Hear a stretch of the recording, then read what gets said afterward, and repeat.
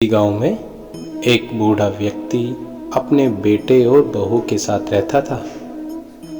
परिवार सुखी संपन्न था, किसी तरह की कोई परेशानी नहीं थी। घर में एक चीज अच्छी थी कि शाम को खाना खाते समय पूरा परिवार एक साथ टेबल पर बैठकर खाना खाता था।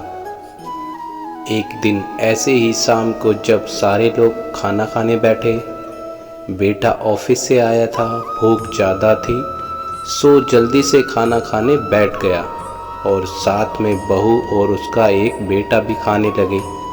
बूढ़े हाथ जैसे ही थाली उठाने को हुए, थाली हाथ से छिटक गई थी, दाल टेबल पे गिर गई। बहू बेटे ने घृण दृष्टि से पिता की ओर देखा और फिर से अपना खाने में लग गए।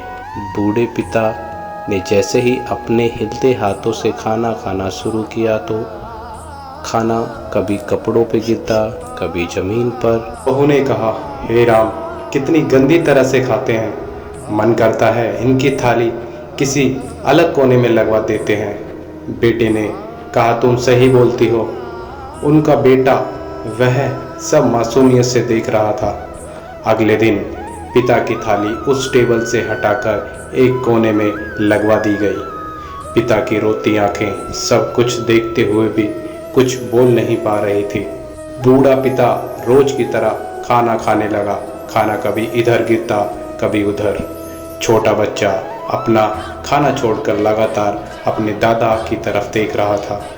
माँ ने पूछा, क्या हुआ बेटे, तुम दादाजी की तरफ क्या देख रहे हो और खाना क्यों नहीं खा रहे हो? बच्चा बड़ी मासूमियत से बोला, माँ, मैं सीख रहा हूँ कि वृद्धों के साथ कैसा व्यवहार करना चाहिए। जब मैं बड़ा हो जाऊँगा और आप बूढ़े हो जाओगे तो मैं भी आपको इसी तरह से कोने में खाना खिलाया करूँगा।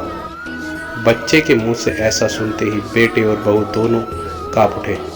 शायद बच्चे की बात उनके मन में बैठ गई थी, क्योंकि बच्चे ने मासूमियत के साथ एक बड़ा सबक दोनों लोगों को दिया था।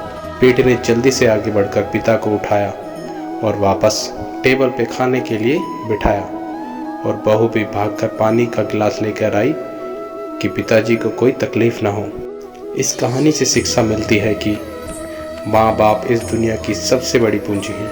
आप समाज में कितनी भी इज्जत कमा लें या कितना भी धन इकट्ठा कर लें, लेकिन माँ बाप से बड़ा धन इस दुनिया में कोई नहीं।